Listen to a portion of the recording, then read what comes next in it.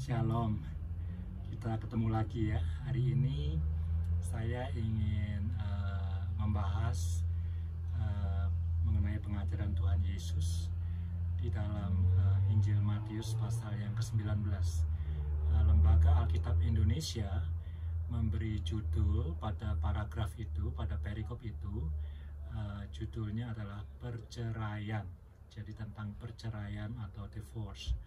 Nah, saudara-saudara, perceraian adalah topik yang sensitif. Jadi kalau kita membahas tentang perceraian, kita bukan bertindak sebagai hakim, begitu ya. Kita tidak ingin menyalah-nyalahkan atau menghakimi orang yang harus melewati badai kehidupan yang sedemikian beratnya. Jadi perceraian itu bukan hal yang mudah, bukan hal yang menyenangkan. Tidak ada satu orang pun yang menikah bercita-cita untuk bercerai.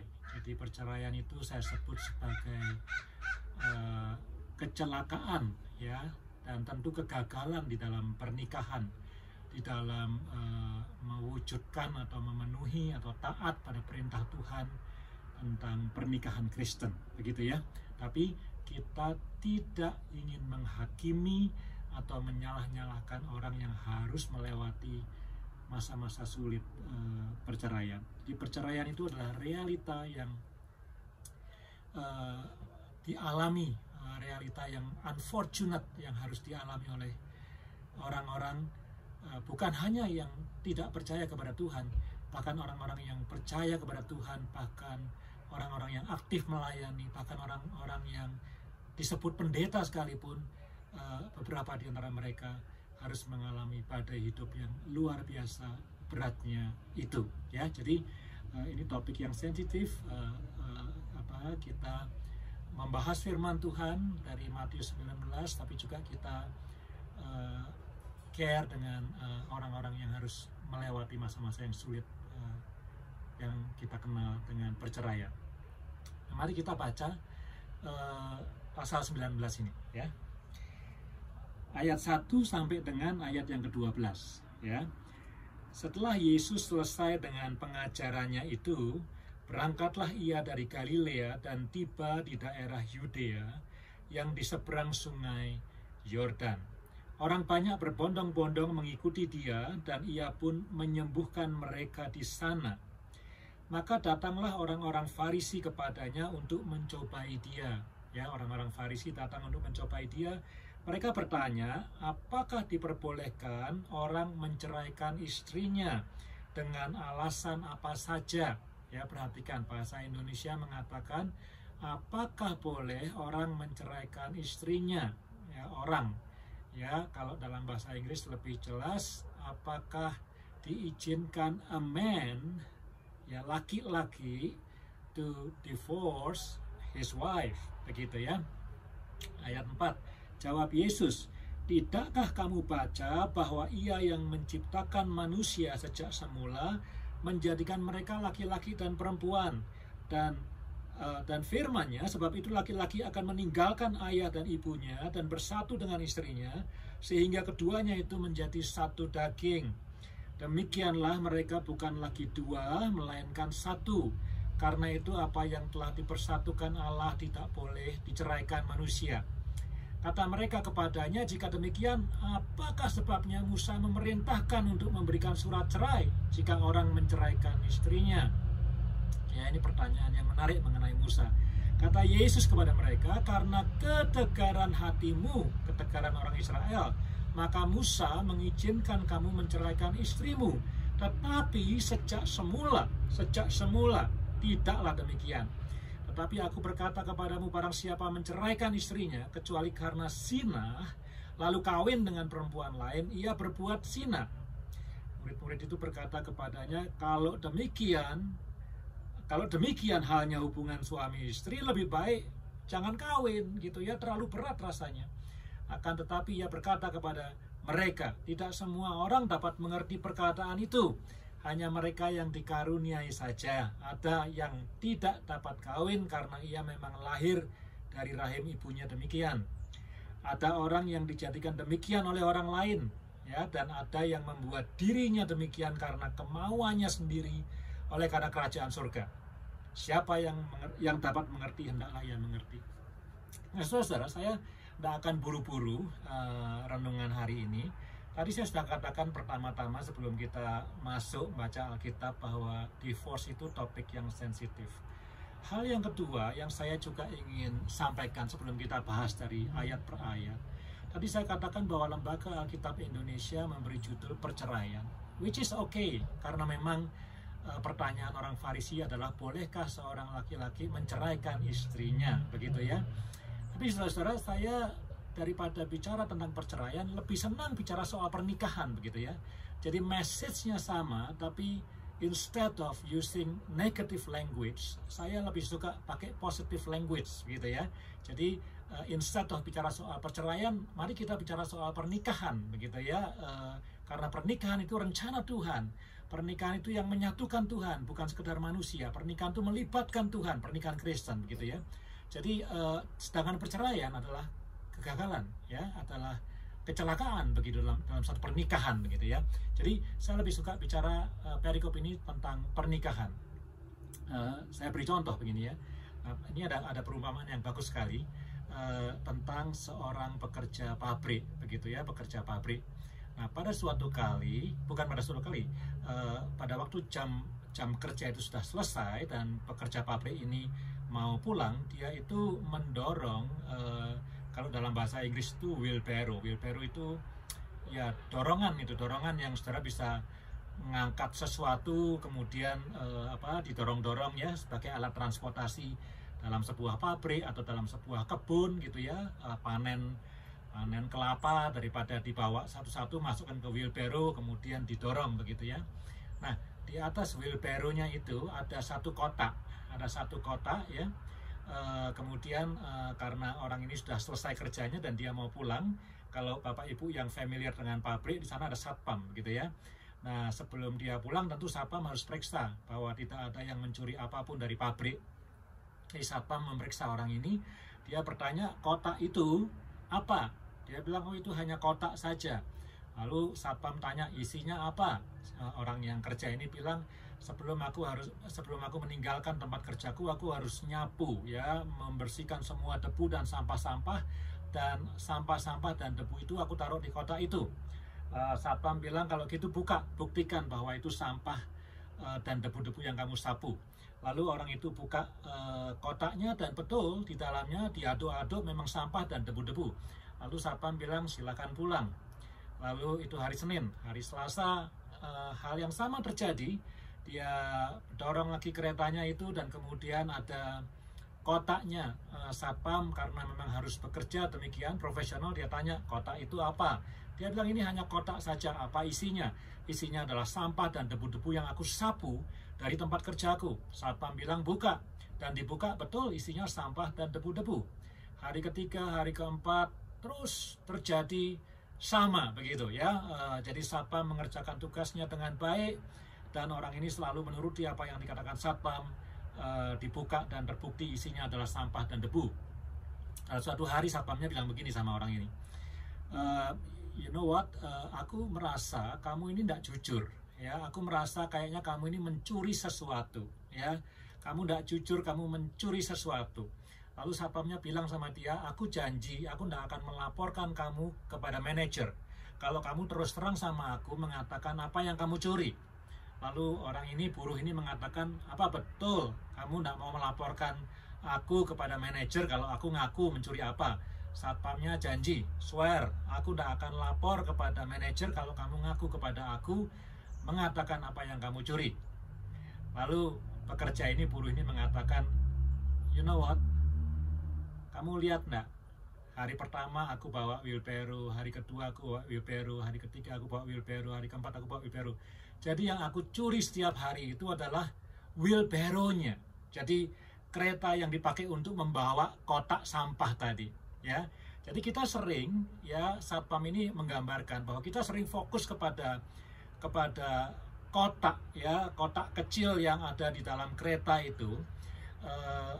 Dan kita tidak melihat ada apa-apa begitu ya. Semua sepertinya normal-normal saja. karena kita tidak memperhatikan bahwa sebetulnya pencuri ini atau buruh ini yang dicuri bukan sampahnya atau kotaknya, yang dicuri adalah kereta pendorongnya. Jadi setiap hari dia nyuri satu kereta pendorong begitu ya. Nah, saudara, kisah itu sering menggambarkan kita sering fokus kepada divorce, perceraian. Padahal sebetulnya ada sesuatu yang lebih mulia yang sebetulnya kita perlu diskusikan lebih mendalam, yaitu marriage, Christian marriage, pernikahan atau godly marriage gitu ya. Nah itu hal yang kedua yang saya perlu sampaikan. Jadi kalau saya boleh menjadi anggota dari Lembaga Alkitab Indonesia, barangkali judul dari perikop ini, judul dari paragraf ini akan saya beri judul sebagai pernikahan ya, bukan perceraian begitu ya. Nah, saudara, mari kita lihat. By the way, satu lagi ya, pengantar satu lagi. At the end dari renungan ini, mungkin renungan ini bukan tentang perceraian sama sekali, dan barangkali juga bukan tentang pernikahan sama sekali, tapi tentang bagaimana kita hidup sebagai anak-anak Tuhan, bagaimana kita hidup mengikut Tuhan ya. Jadi bagi pendengar, bagi sahabat-sahabat yang mungkin tidak interest dengan apa itu pernikahan, apa itu perceraian, at least kita ini hidup sebagai anak-anak Tuhan yang mencoba untuk taat mengikuti Tuhan Yesus, right? Nah, saudara, mari kita lihat ayat yang ketiga pertama-tama ya, ayat yang ketiga. Di sana dikatakan, maka datanglah orang-orang Farisi kepadanya untuk mencobai dia. Mereka bertanya, apakah diperbolehkan orang menceraikan istrinya dengan alasan apa saja? Ya, saudara, harus berhati-hati kalau ketemu dengan orang yang bertanya, bolehkah? Ya. Ketika pertama kali menjadi pendeta, saya menjadi pendeta atas satu jemaat, dan kebetulan saya pendeta pertama di jemaat itu, dan jemaat itu sudah eksis selama 10 tahun kira-kira, dengan pembicara tamu datang A, B, C, D gitu ya, dan saya kemudian menjadi gembala yang pertama di gereja itu. Pertanyaan yang muncul ya di minggu-minggu dan bulan-bulan awal itu adalah, bolehkah perceraian? Bolehkah aborsi? Bolehkah merokok? Jadi pertanyaan-pertanyaan etika begitu ya. Bolehkah? Saudara, tidak ada salahnya bertanya bolehkah. Tapi hati-hati, karena seringkali orang yang bertanya bolehkah itu ingin membenarkan dirinya sendiri. Jadi sebagian orang mengharapkan jawabannya boleh, sebagian orang yang lain mengharapkan jawabannya tidak boleh ya, whatever. Orang-orang yang bertanya bolehkah ingin mendapatkan jawaban yang mensupport posisi dia ya. Nah, ini hati-hati saudara ya. Perhatikan di sini yang bertanya adalah orang Farisi. Orang Farisi itu pemimpin agama, sekte yang paling tinggi di dalam masyarakat Yahudi pada waktu itu. Tapi mereka juga dikenal sebagai orang munafik, orang yang menjalankan keagamaannya hanya sebatas ritual saja. Tapi perbuatan mereka tidak sama dengan hati mereka. Ya, mereka ini orang-orang munafik ya, bahkan mungkin fair-fair saja kalau dikatakan mereka itu adalah the bad guy of the gospel, adalah orang jahat dalam kisah Injil begitu ya kira-kira ya. Orang-orang Farisi, mereka ahli Taurat, mereka pemimpin agama, the teachers of the law. Tapi sayangnya pengetahuan teori dan teologi mereka tidak sama dengan kehidupan mereka sehari-hari. Jadi kalau kita pernah bertanya atau sedang bertanya, bolehkah? Kita mesti hati-hati. Saya tidak melarang pertanyaan itu, tapi kita perlu hati-hati. Jangan sampai kita terjebak menjadi orang Farisi yang mencari pembenaran diri dengan mencobai Tuhan Yesus. Ya, jadi ini memberikan konteks ya, bukan konten tapi konteks, latar belakangnya seperti itu. Atas pertanyaan orang Farisi inilah Tuhan menjawab. Nah, jawaban Tuhan yang pertama, Tuhan mengatakan begini, ya, bukankah pada mulanya pencipta alam semesta ini, yaitu Tuhan, menciptakan laki-laki dan perempuan? Oke, saya tidak mau discuss lebih panjang, tapi jelas sekali Alkitab mengatakan ada laki-laki dan perempuan. Ya, saya tidak mau terlibat dalam kontroversi topik yang lain tentang LGBTQ dan seterusnya, mungkin lain kali. Tapi Tuhan menciptakan laki-laki dan perempuan, titik, tidak ada komanya begitu ya. Jadi dua jenis kelamin, dan dikatakan di sana laki-laki akan meninggalkan ayahnya dan ibunya bersatu dengan istrinya, jadi laki-laki dengan perempuan. Jadi biblical sexuality itu adalah antara laki-laki dan perempuan menjadi satu union, dan unionnya union in flesh, menjadi satu daging, atau dengan kata lain ada unsur sexual relationship, ada hubungan seks. Jadi pernikahan Kristen itu ada bagian penting, yaitu hubungan seks. Nah, sekali lagi, saya juga tidak ingin mengajarkan hari ini tentang bagaimana iman Kristen memandang seks atau bagaimana pentingnya seks dalam pernikahan. Cuman cukup di sini untuk mengatakan bahwa desain dari pernikahan Kristen itu involve seks, yaitu union yang paling intim yang mungkin terjadi antara dua manusia. Salaman itu union juga, salaman itu union ya, tapi tidak cukup dalam. Ciuman itu union ya, tapi tidak cukup dalam. Pelukan itu union, tapi tidak cukup dalam ya. Say hi itu union, tapi tidak cukup dalam. Tapi kalau ada one flesh ya, ada sexual, kalau saya mau lebih vulgar lagi, ada sexual intercourse, itu menandakan union yang paling dalam yang mungkin terjadi antara seorang laki-laki dan seorang perempuan. Jadi pernikahan Kristen sekali lagi itu involve sex. Nah, saya akan tambahkan catatan lagi ya, sebelum kita bahas ini bagian pertama ya, pernikahan Kristen involve sex. Itu 1A, bagaimana saya mengerti itu, karena Tuhan mengatakan bahwa pada mulanya Tuhan menciptakan laki-laki dan perempuan, laki-laki meninggalkan ayah dan ibunya, bersatu dengan istrinya, union in flesh, menjadi satu daging. Nah, konotasi yang kedua, kemudian mereka kan bertanya tuh setelah itu, loh, kenapa Musa mengeluarkan surat cerai? Lalu Tuhan Yesus mengatakan, pada mulanya tetap tidak boleh, tapi karena ketegaran hatimu, karena kekerasan hatimu, karena kamu dablek, akhirnya Musa kepaksa deh mengeluarkan surat cerai. Nanti saya jelaskan lagi surat cerainya itu apa maksudnya ya. Jadi bukan berarti ada hukum yang berubah, tapi yang ada adalah kamu keras kepala begitu. Kamu tegar, kamu keras hati, ngotot minta cerai, melanggar firman Tuhan. Makanya Musa mengisukan surat cerai. Nanti saya akan bahas maksud surat cerai itu apa begitu ya. Nah, kemudian Tuhan Yesus mengatakan begini, kalau ada satu orang menceraikan istrinya, perhatikan, menceraikan istrinya ya, dan istrinya ini diceraikan karena dia berbuat zina. Jadi istrinya berbuat zina, suaminya menceraikan istrinya, dan kemudian suami ini menikah lagi dengan perempuan lain, maka suami ini tidak berbuat zina. Dia tidak berdosa zina. Nangkep ya? Jadi kalau ada sepasang suami istri A dan B, dan si B ini istrinya berbuat zina, lalu si A ini menceraikan si B dan menikah dengan istri yang lain yaitu C, maka si A ini tidak jatuh dalam dosa zina. Ya. Nah, kalau dia menceraikan si B bukan karena zina, wah itu sudah fatal sekali. Karena pertanyaannya orang Farisi tadi, ingat gak pertanyaannya apa? Bolehkah seorang suami menceraikan istrinya dengan alasan apa saja? Contohnya, istriku cerewet, boleh enggak aku ceraikan? Contohnya, istriku enggak bisa masak, boleh enggak aku ceraikan? Ya, contohnya, istriku suka belanja, boleh enggak aku ceraikan? Itu sudah no questions. Jangan bertanya mengenai pertanyaan itu. Jawabannya adalah tidak boleh. Tetapi kalau si istri itu berzina dan si suami menceraikan dia, dan kemudian suami menikah dengan orang lain, suami tidak berbuat dosa zina. Tapi, ini saya pakai tapi yang huruf besar semua, tapi si suami tidak bebas dari dosa cerai.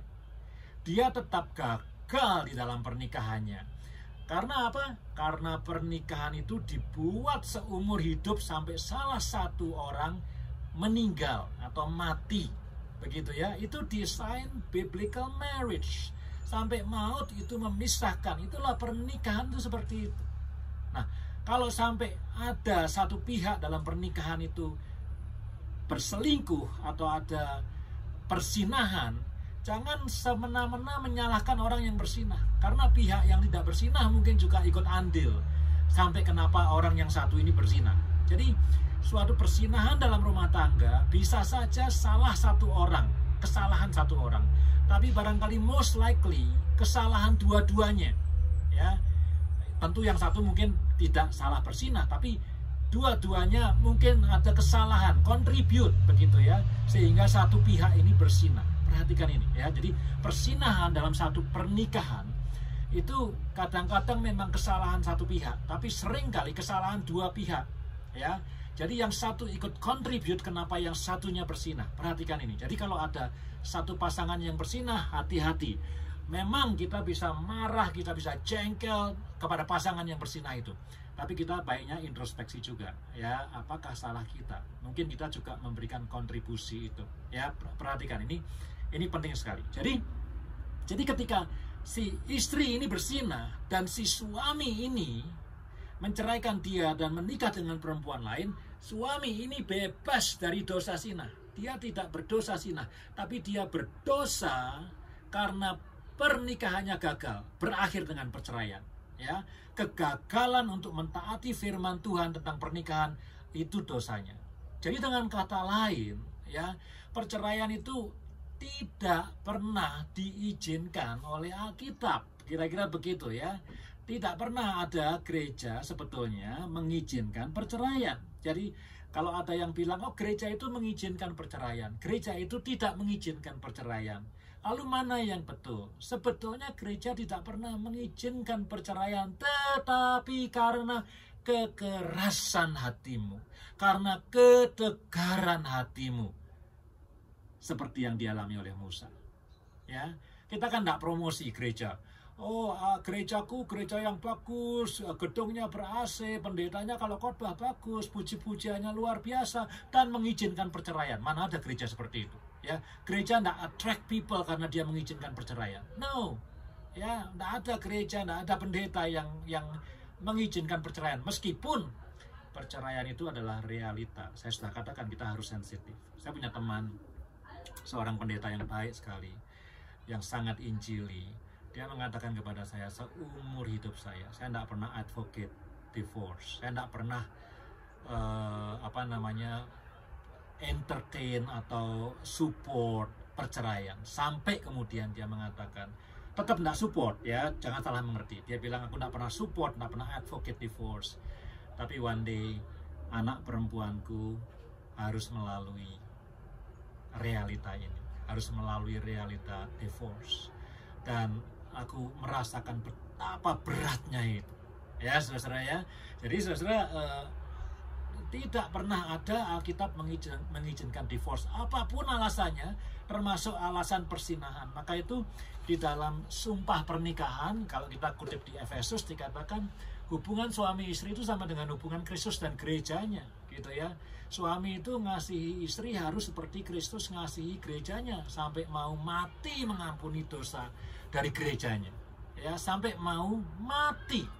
Jadi kalau istri cuman bersinah, maaf ya, cuman bersinah, sebetulnya suami tidak berhak untuk menceraikan dia, atau bukan tidak berhak, seharusnya tidak menceraikan dia, tapi tetap mengasihi dia, kalaupun sampai harus mati. Itulah kasih seorang suami kepada istri, kasih Kristus kepada gerejanya. Ya, jadi tidak ada ground di dalam Alkitab untuk menceraikan.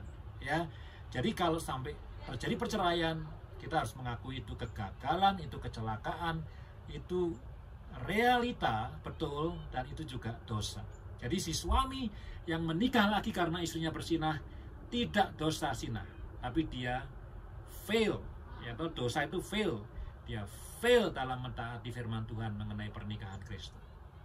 Nah, saudara, sebelum saya ngomong lagi soal itu penjelasan saya.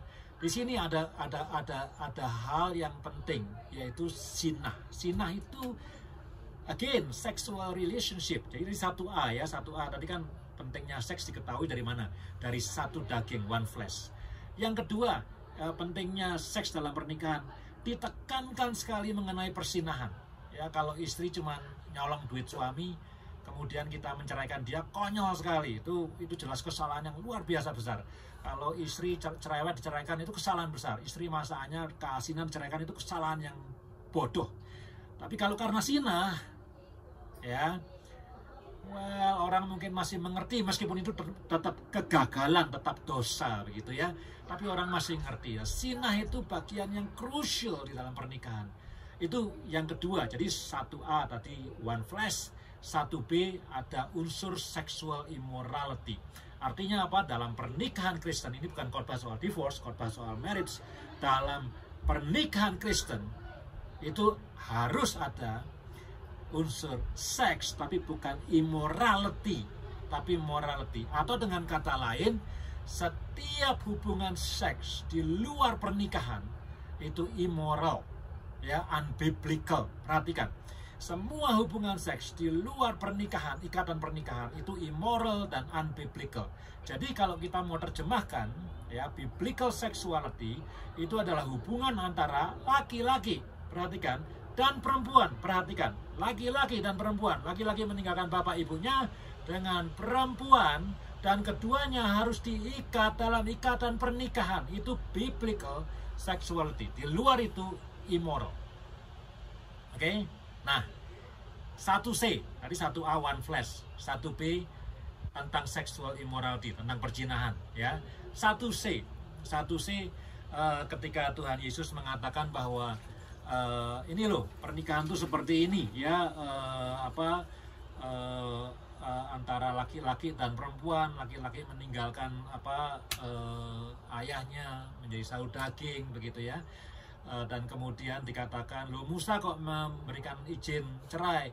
Yesus bilang itu karena kekerasan hatimu, tapi sebetulnya God's intention tentang marriage itu bukan seperti itu. Lalu murid-muridnya bilang, loh, kalau kayak begitu berat banget dong nikah ya, kalau gitu lebih baik aku nggak nikah. Dan Tuhan mengatakan, kamu nggak mengerti. Hanya ada 3 alasan kenapa orang bisa tidak menikah. Nomor 1, dia lahir demikian. Nah, dalam bahasa Inggris kata yang dipakai itu eunuch, ya, eunuch. Itu menjelaskan mengenai laki-laki yang tidak mampu menjalankan fungsi seksualnya. Ya, again, eunuch itu laki-laki yang tidak bisa menjalankan fungsi seksualnya. Pertama, bisa karena dia lahir demikian, ya. Nah, karena itu dia boleh tidak menikah. Artinya apa? Kalau kamu nikah, di sana ada seks. Jadi kalau kamu tidak bisa melakukan fungsi seksualmu, kamu bebas untuk tidak menikah, ya. Nomor 2, karena dibuat oleh orang lain. Nah, ini ada backgroundnya. Jadi dalam sejarah Romawi dan sejarah Yunani itu ada budak-budak yang dibuat demikian, ya, sehingga tidak bisa menjalankan fungsi seksual sebagai tanda loyalitas kepada tuannya, ya. Itu kalau dalam bahasa Indonesia dikebiri begitu ya, dikebiri, ya. Tekniknya bagaimana saya tidak tahu, tapi dikebiri. Yang ketiga adalah orang yang melakukan itu berdasarkan keinginannya sendiri, ya, supaya dia bisa melayani Tuhan dengan sepenuh waktu. Alkitab kita mengatakan demi kerajaan Allah, ya. Itu panggilan begitu ya. Nah, sekarang kita tidak usah ngomong soal kebiri atau bagaimana, tapi tiga-tiganya, yang lahir genetik, yang dikebiri, maupun yang keputusan pribadi, tiga-tiganya menunjukkan bahwa kalau seseorang tidak menikah, maka dia tidak menjalankan fungsi seksualnya. Ya, kalau orang aktif secara seksual tapi tidak menikah, nah itu namanya persinahan juga, begitu ya. Jadi kalau mengatakan aku tidak mau menikah, ya jangan melakukan fungsi seksual, ya. Kalau tidak mau menikah, jangan melakukan fungsi seksual. Fungsi seksual hanya dilakukan dalam pernikahan antara laki-laki dan perempuan, ya. Hanya orang-orang yang tidak mau melakukan itu boleh tidak menikah. Nah, saudara, kalau tadi muridnya bilang, kalau begitu menikah susah banget dong, jangan menikah. Sekarang pertanyaannya, tidak menikah juga susah banget, karena ada dalam hidup manusia itu yang disebut dengan kebutuhan seksual. Paulus mengatakan dalam 1 Korintus, daripada kamu hangus, lebih baik menikah saja. Ya, orang mengatakan, loh, menikah kan alasannya kan harusnya cinta, ya, sayang. Tapi Paulus mengatakan, loh, daripada kamu hangus oleh kebutuhan seksualmu, desire, lebih baik kamu menikah. Ini kayaknya kata-kata yang kasar, tapi that's the truth, gitu ya. Nah, saudara, ini 1C, ya. Ternyata kalau orang tidak mau menikah, itu punya pengertian tidak mau sexually active. ya. Kalau sexually active tapi tidak menikah, itu namanya berselingkuh, punya pasangan atau sama eleven atau kumpul kebo dan seterusnya, which is unbiblical. Nah, jadi pernikahan itu sekali lagi kalau mau menikah, you have to sexually active. Ya, jadi 1A one flesh, 1B bicara soal perjinahan, 1C bicara soal fungsi seksualitas. Kalau begitu dalam pernikahan Kristen, seks itu menjadi unsur yang penting sekali. Ya, jadi the very union between husband and wife itu yang paling dalam itu ada pada fungsi sexuality, gitu ya. Tentu ada komunikasi, tentu ada kasih sayang, tapi dilambangkan dari menjadi one flesh. Oke, itu 1A. 1A, B, dan C. Sekarang angka Romawi 2 ya, angka Romawi 2. Tuhan Yesus menjawab, ya, dalam pernikahan itu dikatakan begini, apa yang disatukan Tuhan tidak boleh diceraikan manusia. Ya sudah jelas toh, apa yang disatukan Tuhan tidak boleh diceraikan manusia. Jadi perceraian tidak boleh.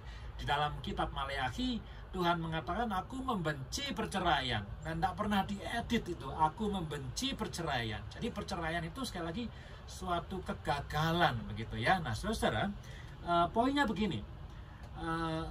Dulu waktu konseling pernikahan, sebelum masuk poinnya, waktu konseling pernikahan, Pak Gembala yang mengembalakan saya dan istri bertanya, Eri, kenapa kamu mau menikah dengan Esther, gitu ya. Lalu saya jawab, karena Esther A, B, C, D, dan seterusnya, dan kita menemukan kecocokan. Lalu Pak Pendeta bilang, ya, sambil tersenyum, ya, aku tahu, Pak Pendeta bilang, saya tahu bahwa Eri pasti tahu jawabannya, cuman mungkin tidak terungkap. Ya, padahal saya waktu itu juga barangkali tidak aware, gitu ya. Pak Pendetanya bilang, kamu harus menikah dengan alasan karena kamu tahu bahwa Esther adalah jodoh yang diberikan Tuhan untuk kamu, ya. Karena Tuhan itu telah memilih Esther untuk kamu.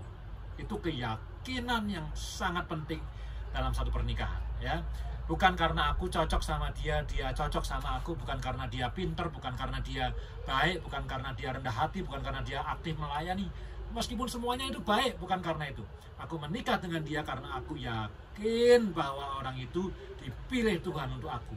Jadi pernikahan itu bukan hanya antara dua belah pihak, suami dan istri, laki-laki dan perempuan, tapi ada Tuhan. Kita berjanji pernikahan di hadapan Tuhan. Kita melibatkan Tuhan dalam pernikahan. Jadi dalam pernikahan itu ada Tuhan, dan Tuhan bukan hanya tamu, tapi dia yang menyatukan, dia yang merencanakan, dia yang memutuskan supaya si A dan si B menjadi satu pasang suami istri. Itu keyakinan pernikahan Kristen.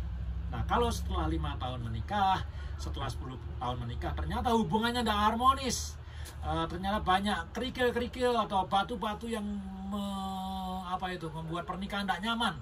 Lalu mulai ada pikiran, jangan-jangan sebetulnya pernikahan kita bukan disatukan oleh Tuhan, gitu ya. Itu pertanyaan yang manusiawi, tapi pada saat Anda bertanya seperti itu, Anda harus hati-hati. Kembali kepada ayat yang ketiga. Jangan-jangan aku telah menjadi orang yang Farisi.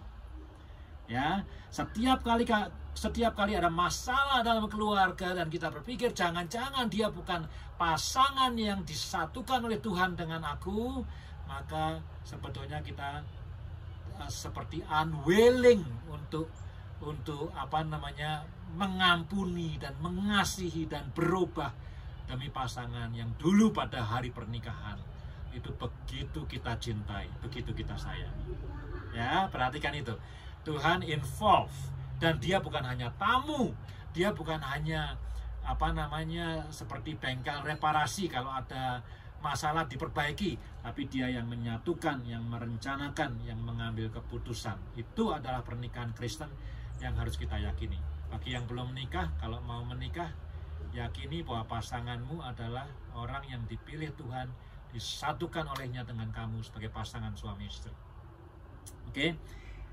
Itu poin yang kedua, ada involve seks, poin yang pertama. Poin kedua, pernikahan Kristen, ada Tuhan yang menyatukan, ya.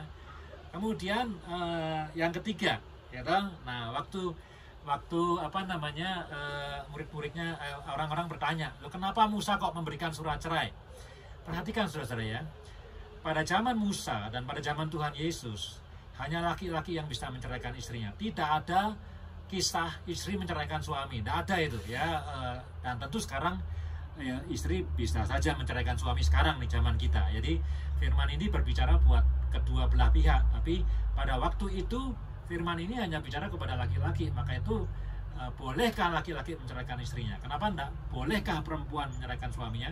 Tidak ada hukumnya itu ya, di luar akal pikiran manusia yang sehat begitu. Nah, saudara, jadi orang-orang Israel yang tegar tengkuk itu keras hatinya, ngotot untuk menyeraikan istrinya. Nah, kalau ada istri ya, ada seorang perempuan yang kan dia pertanyaannya, bolehkah orang menceraikan istri dengan alasan apapun juga. Kalau misalnya ada istri yang cerewet, kemudian diceraikan oleh suaminya, maka orang lain itu berpikir begini, oh pasti ini perempuan berzina ini. Maka itu sama si suami diceraikan dia. Ya, pasti ada unsur orang ketiga begitu ya. Maka itu Musa itu mengeluarkan surat cerai bukan untuk si suami tapi untuk si istri. Ya, untuk mengatakan bahwa entah dia itu diceraikan karena zina, entah dia diceraikan karena cerewet, entah dia diceraikan karena apapun juga, tapi dia punya surat keterangan cerai. Aku telah diceraikan suamiku. Aku tidak meninggalkan dia, aku tidak lari dari dia, tapi aku diceraikan. Dia yang mau cerai, bukan kemauanku, tapi dia yang mau cerai. Jadi aku sekarang available lagi, aku menjadi single lagi, ya, aku bisa menikah lagi, kira-kira begitu ya. Atau kalaupun tidak boleh menikah lagi, ya, setidak-tidaknya si perempuan ini punya dasar untuk mengatakan kepada orang lain, perceraian ini bukan kemauanku tapi kemauan dia, suaminya. Jadi ini untuk surat cerai ini untuk melindungi perempuan, karena pada waktu itu perempuan itu kalau tidak punya ayahnya sudah meninggal, tidak punya suami dan tidak punya anak laki-laki, wah, dia tidak bisa apa-apa. Dia tidak bisa bekerja, dia tidak punya earning money, dia tidak bisa punya tanah, dia tidak bisa punya properti.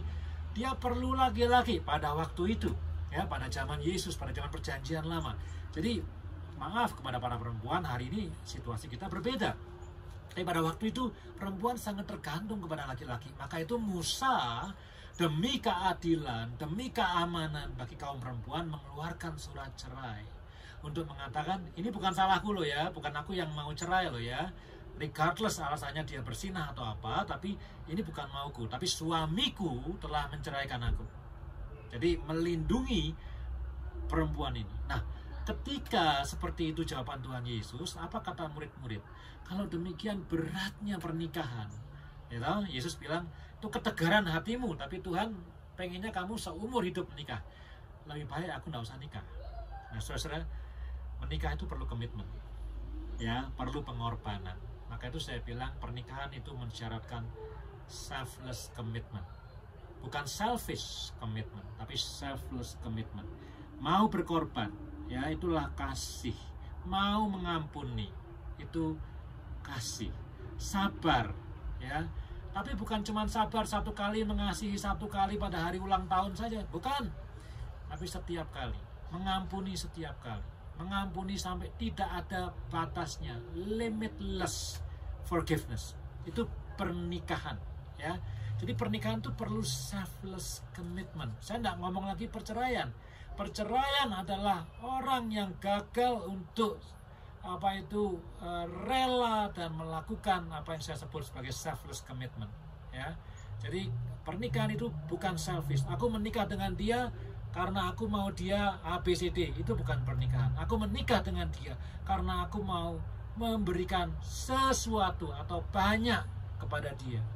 Jadi selfless commitment, ya, life giving seperti Yesus kepada gerejanya. It is a life giving. Pernikahan itu pelayanan, life giving ministry, baik dari pihak laki-laki maupun dari perempuan. Itu adalah pernikahan. Ya, saudara, saya singkat aja ya. Jadi ada tiga nih kan. Kita bukan ngomong soal perceraian ya, kita ngomong soal pernikahan. Apa itu pernikahan Kristen? Nomor satu, seks itu penting. Ya, mungkin bukan seksnya, tapi the union itu dalam sekali antara suami istri. Tidak ada union yang lainnya yang lebih dalam dari itu. Seks itu menggambarkan betapa dalamnya union itu. Ya, jadi kesatuan antara suami istri, unity itu penting banget. Ya, yang kedua, pernikahan itu involve Tuhan, melibatkan Tuhan. Sekali lagi, dia bukan tamu, dia bukan tukang reparasi, dia orang yang membuat desain, dia yang menyatukan, dia yang memutuskan, dia yang membawa pasanganmu kepadamu. Dan yang ketiga, pernikahan itu mensyaratkan selfless commitment. Ya, kerelaan berkorban, kerelaan mengampuni. Ya, itu selfless commitment. Nah, ini 3 hal tentang pernikahan, ya. Mestinya banyak lagi, tapi sekali lagi saya cuma khotbah berdasarkan 1 paragraf ini. Nah, yang terakhir saudara, tadi saya bilang at the end mungkin ini bukan khotbah soal pernikahan atau perceraian, tapi khotbah soal bagaimana kita hidup mengikut Tuhan Yesus.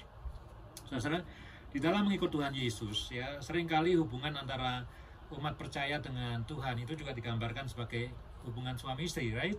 Ya, kita tidak berhubungan seksual dengan Tuhan tentu, tapi katanya kita ini mempelai Kristus, ya. Jadi sama juga tuh suami istri, kita ini mempelai Kristus, gitu ya. Nanti ada anak-anak rohani, ya. Anak-anak rohani itu kan lahir bukan karena hubungan suami istri, ya. Anak-anak rohani, jadi dari sesuatu yang rohani, begitu ya.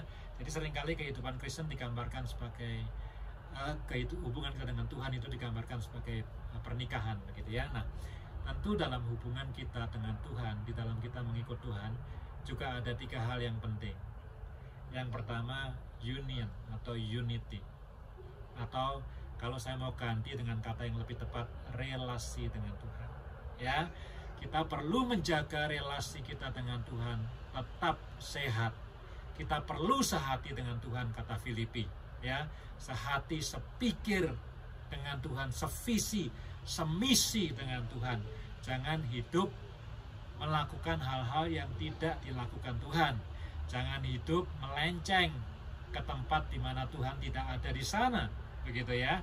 Orang Israel waktu keluar dari Mesir berkata, kemana engkau pergi, aku ikut engkau. Kalau engkau tidak pergi, aku pun tidak akan pergi. Begitu ya. Jangan pergi ke tempat di mana Tuhan tidak ada. Jangan melakukan hal-hal yang Tuhan tidak lakukan. Kira-kira kita ada relasi yang erat, unity, sehati, sepikir, semisi, sevisi dengan Tuhan. Itu simpelnya. Yang kedua, kita juga perlu mengizinkan Tuhan terlibat dalam kehidupan kita. Kita perlu membuka hati kita supaya Tuhan boleh menjadi raja atas hidup kita. Tuhan bukan pelayan kita, bukan pembantu kita, bukan pesuruh kita. Tuhan adalah raja. Kita perlu buka hati supaya dia bertahta di atas hidup kita, mengarahkan, guiding, tunjukkan direction kemana kita harus pergi. Perlu Tuhan itu dijadikan raja atas hidup kita. Dan yang terakhir tentu hidup mengikut Yesus itu perlu selfless commitment, selfless dedication, ya, hidup melayani Tuhan. Ya, Tuhan sudah terlalu baik buat kita. Kita ini bukan orang kuat atau bagaimana, tapi Tuhan sudah terlalu baik, bahkan mati untuk kita. Kalau kita dedicate hidup kita untuk Dia, kalau kita melayani Dia, kalau kita itu punya komitmen kepada Dia, itu semata-mata sebagai ucapan syukur atas kasih sayangnya dan kebaikannya. Demikianlah sharing saya hari ini. Saya berdoa ini bisa menjadi berkat, bisa membangun bagi Bapak, Ibu, dan saudara-saudara sekalian. Shalom, sampai jumpa lagi.